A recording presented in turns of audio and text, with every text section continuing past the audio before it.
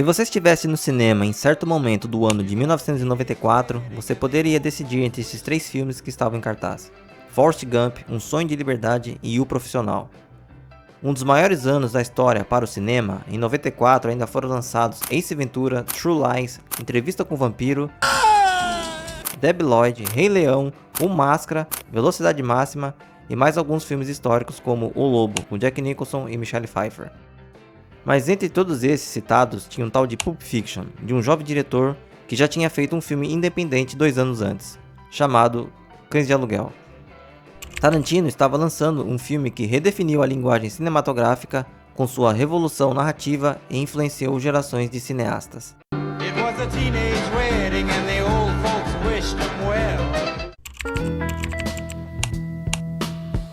Escrito e dirigido por Quentin Tarantino, Pulp Fiction quebra a estrutura tradicional do começo, meio e fim, usando uma narrativa não linear, com histórias fragmentadas que se cruzam e se completam fora da ordem cronológica.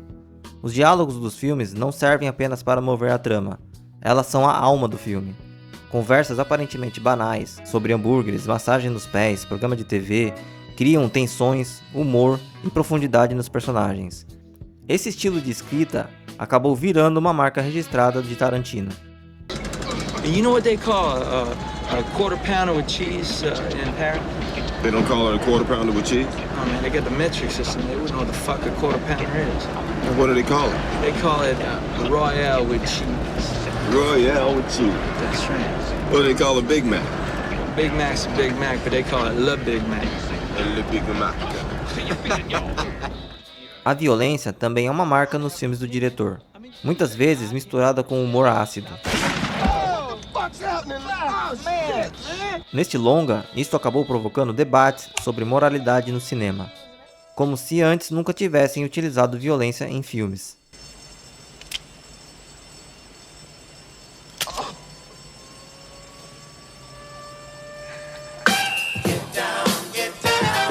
A trilha de Pulp Fiction é composta por músicas antigas e pouco óbvias, usadas de forma irônica e marcante. Isso popularizou o uso de trilhas retrô, e não originais como parte essencial da identidade de um filme. O filme foi produzido com um orçamento baixo e venceu a Palma de Ouro em Cannes, sem falar que foi um sucesso enorme comercial. Ganhou os críticos e a população. Isso provou que o cinema independente podia competir com Hollywood, influenciando estúdios a investir em projetos autorais e diretores com voz própria. Say what again? Say what again? I dare you. I double dare you, motherfucker. Algumas das cenas entraram para a cultura pop, como a dança de Mia Wallace e Vincent Vega, o grande momento do discurso bíblico de Jules e a maleta misteriosa, sendo citado, parodiado e estudado até hoje. Those who attempt to poison and destroy my brothers, and you will know my name is the Lord when I lay my vengeance upon thee.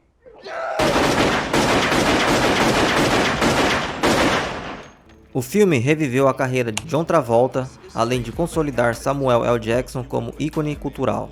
Tarantino mostrou que atores considerados em declínio podiam ser reinventados com bons papéis e direção autoral. Well, because I refuse your question. I'm not your slave and you're not my master. You can't make me dance to your tune. I'm not a monkey. Nascido em 1963 no Tennessee, Quentin Jeremy Tarantino cresceu em Los Angeles. Ele é um autodidata e com paixão obsessiva por filmes. Sem formação acadêmica em cinema, ele era um cinéfilo voraz. Ele assistia de tudo, absorvendo referências de faroeste, filmes de kung fu, noir e exploitation, dos anos 60 e 70, que era um gênero de filme de baixo orçamento com protagonistas negros em papéis fortes e anti-autoritários, abordando temas urbanos, violência e cultura negra. O grande curso de cinema de Tarantino foi ter trabalhado numa locadora, onde passava horas recomendando filmes e debatendo cinema com clientes. Foi ali que ele desenvolveu seu estilo, diálogos longos sem necessariamente empurrar a história para frente, violência estilizada e narrativas fragmentadas. Seu primeiro longa como diretor foi Cães de Aluguel, onde ele também foi roteirista e atuou no longa-metragem. Obviamente foi feito com baixo orçamento, por ser de um diretor ainda desconhecido. Mas o filme chamou a atenção exatamente por tudo que virou marca registrada do diretor: diálogos afiados, estrutura não linear e violência. O filme virou um fenômeno em festivais e apresentou Tarantino como uma nova voz no cinema independente. 2 anos depois, ele lança seu novo projeto, Pulp Fiction. Este filme faz com que Tarantino ganhe fama mundial. Além da Palma de Ouro, o longa foi indicado a 7 Oscars e venceu o de melhor roteiro original. Depois disso, ele se arriscou e experimentou. Atuou e escreveu o filme Um Drink no Inferno, mas não dirigiu.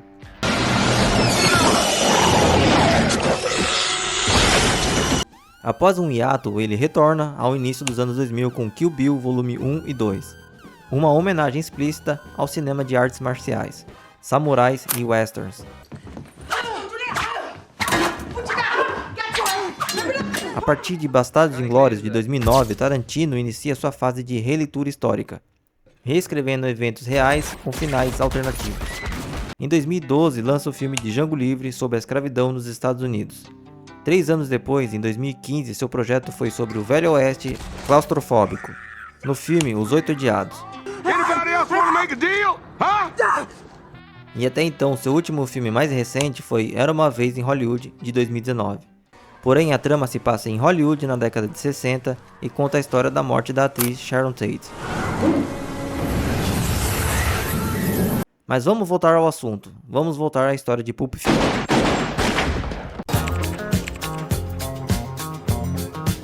Na década de 70, John Travolta era um grande nome do cinema. Ele tinha protagonizado os clássicos Os Embalos do Sábado à Noite, onde recebeu uma indicação ao Oscar, e Grease. Parecia que ele iria reinar por décadas.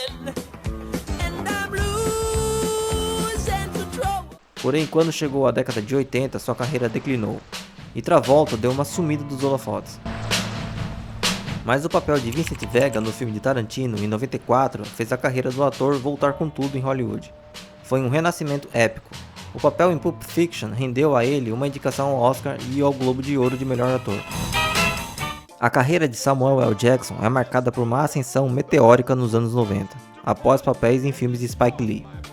Nascido em 1948, Samuel L. Jackson só foi estourar em Hollywood quando já estava com mais de 40 anos. Em 89, ele faz o filme Faça a Coisa Certa, e em 91, Febre da Selva, ambos em parceria com Spike Lee.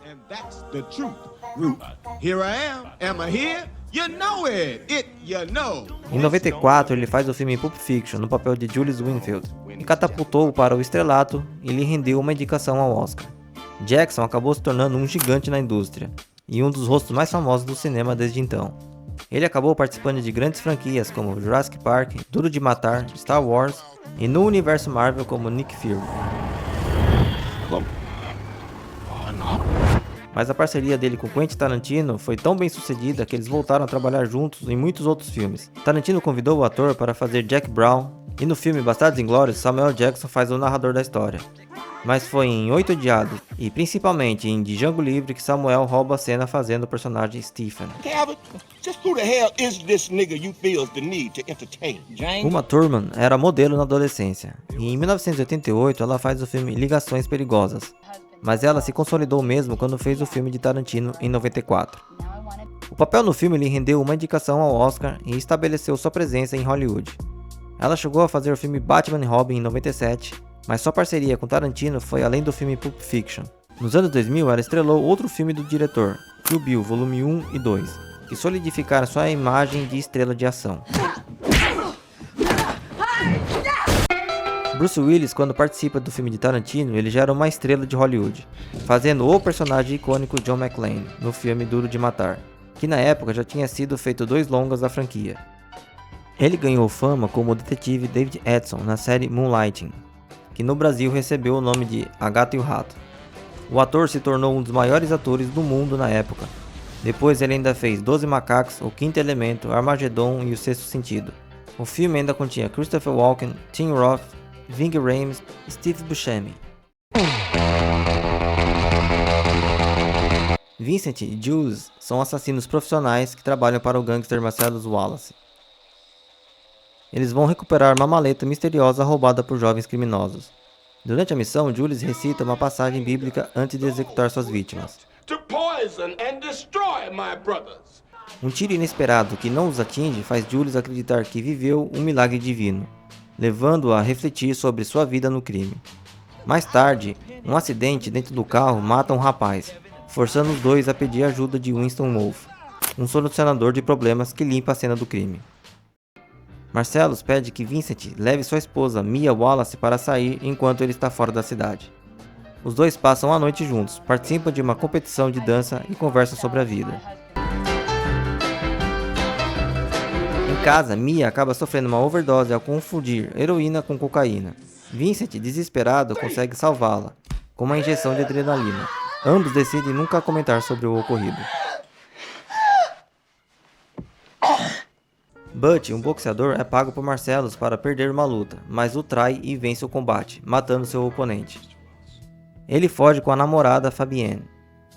Ao voltar para buscar um relógio de família esquecido, Butch cruza o caminho de Marcellus.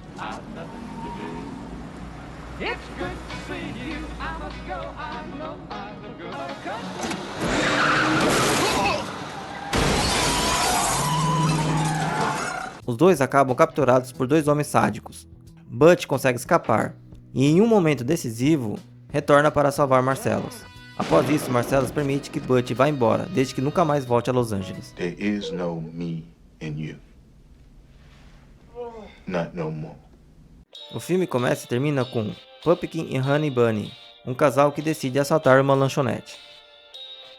Julius, agora decidido a abandonar o crime, resolve a situação sem violência, permitindo que o casal fuja com dinheiro enquanto ele segue seu novo caminho.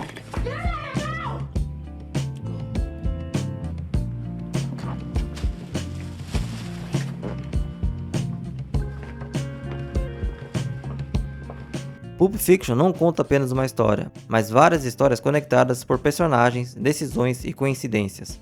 Sua estrutura inovadora transforma um enredo simples de crime em uma obra complexa, onde o espectador monta o quebra-cabeça aos poucos.